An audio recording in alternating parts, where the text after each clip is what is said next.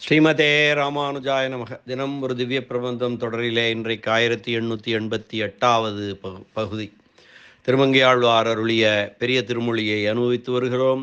அதிலே 10ஆம் பத்தின் 5ஆம் திருமொழி கிருஷ்ணாவதார சிறப்பினை அதிலே ஈடுபட்டு பாடிய திருமங்கையாழ்வார் பாடிய சப்பாணி கொட்ட அழைக்கும் பாடல்கள் நிறைந்த 5ஆம் திருமொழி, அதன் 9வது பாசுரத்தை இன்று நாம் இணைந்து அனுபவிக்க இருக்கிறோம். வாயால் பேயை வென்ற அளவேயோ சிறு காலாலே சகடத்தையும் சாடினாய் என்று அவன் திருவிளையாடல் மற்றொன்றினையும் சொல்லி,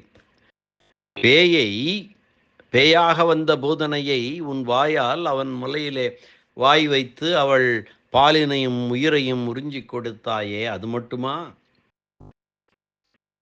சிறு காலாலே சகடத்தையும் சாடினாய், உன் காலாலே திருவடிகளாலே அசுர ஆவேசித்து வந்த வண்டியை உதைத்து தூள் தூளாக்கினாயே என்று அவன் திருவிளையாடல் மற்றொன்றனையும் சொல்லி சப்பாணி கொட்டுமாறு இந்த பாடலில் வேண்டுகிறாள். கள்ளக்குளவியாய் காலால் சகடத்தை தள்ளி உதைத்திட்டு தாயாய் வருவாளை மெல்லத் தொடர்ந்து பிடித்து ஆறுயிர் உண்ட வள்ளலே கொட்டாய் சப்பாணி, மால் வண்ணனே கொட்டாய் சப்பாணி.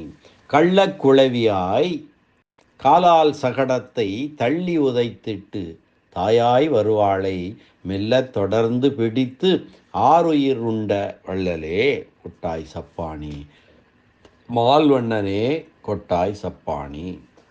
ஆறுயிர், அருமை கூட்டல் உயிர், ஆறுயிர் என வந்திருக்கிறது, அது பண்பு தொகை. கள்ளக்குழந்தையாய் மாயக்குழந்தையாய் பிறந்து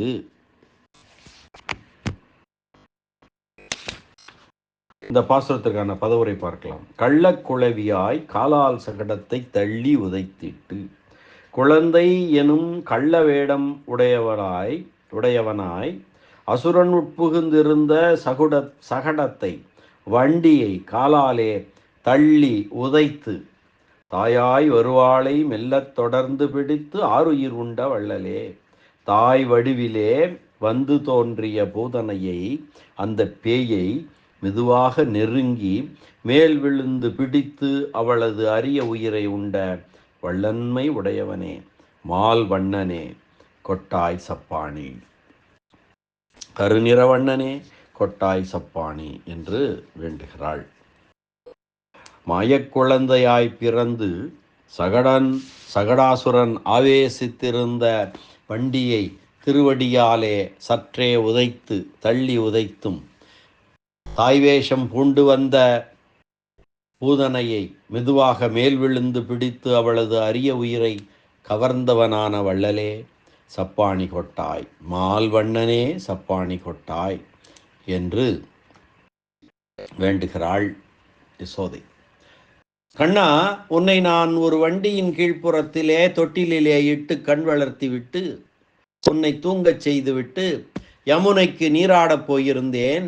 அந்த நேரத்திலே கம்சனால் ஏவப்பட்ட அசுரன் ஒருவன் அந்த வண்டியிலே வந்து ஆவேசித்து உன்மேல் விழுந்து உன்னை கொல்ல முயன்றதை அறிந்த நீ பாலுக்கு அழுகிற பாவனையில் உன் சிறிய திருவடிகளை மேலே தூக்கி உதைத்து அந்த சகடத்தை சின்னா பின்னமாக்கினாய், அவனையும் அழித்தாய்.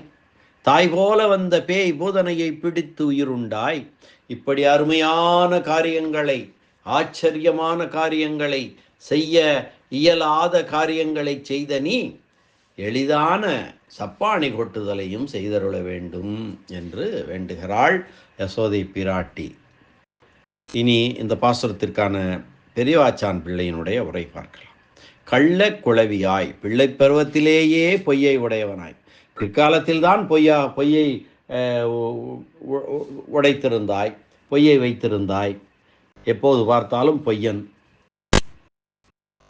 ஆனால் குழந்தை பருவத்திலேயே நீ அந்த பொய் உருவமாய் இருந்திருக்கிறாய். கள்ளக்குளவியாய் காலால் சகடத்தை தள்ளி உதைத்திட்டு தாய் முலைப்பால் கொடுக்க காலம் தாழ்த்தது என்று ஒரு பொய்க்காரணம் கொண்டு திருவடிகளை நீட்டி உதைத்து கொண்ட அந்த பொய்க்காரணத்தாலே எதிர்த்து வந்த சகடத்தை தாக்க கருதி மேல் வந்த வண்டியை பொடி பொடியாகும்படி தள்ளி உதைத்து காலால் சகடத்தை தள்ளி உதைத்திட்டு தாயாய் வருவாளை மெல்லத் தொடர்ந்து பிடித்து ஆருயிர் உண்ட வள்ளலே. யசோதை பிராட்டியின் வடிவினை எடுத்துக்கொண்டு வந்து தோன்றின பூதனையை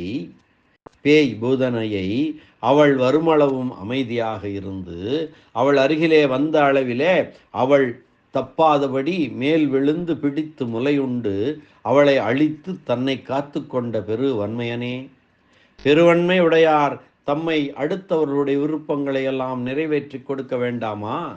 என்னுடைய விருப்பத்தை நிறைவேற்ற வேண்டாமா? மால்வண்ணனே கொட்டாய் சப்பாணி, உன் 2 கைகளையும் சேர்த்து குழந்தை கைகளை சேர்த்து கொட்டி சப்பாணி கொட்டி எங்களை மகிழ்விக்க வேண்டும் என்று வேண்டுகிறாள் யசோதை பிராட்டி கண்ணனிடம், குழந்தை கண்ணனிடம். அற்புதமான ஒரு பாசுரத்தை அன்வைக்கலாம் மீண்டும் ஒரு முறை.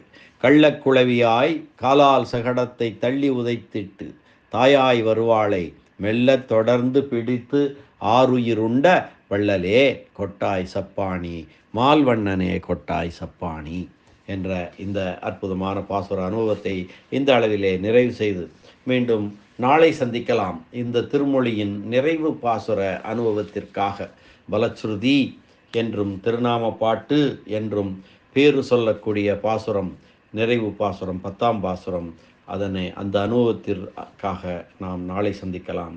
நன்றி, வணக்கம். ஸ்ரீனிவாச வெங்கடேச ராமானுஜதாசன் திருவரங்கம். கண்ணனெம்பெருமான் திருவடிகளே சரணம். அரட்டமுக்கி அடியார் செய்யும் கலிகன்றி கலியன் பரகாலன் திருமங்கையாழ்வார் திருவடிகளே சரணம். வியாக்கியான சக்கரவர்த்தி பரமகாருணிகர் ராமாயணப் பெருக்கர் உரைப்பெருமன்னர் பெரியவாச்சான் பிள்ளை திருவடிகளே சரணம். ஆழ்வார் எம்பெருமானார் ஜீயர் திருவடிகளே சரணம்.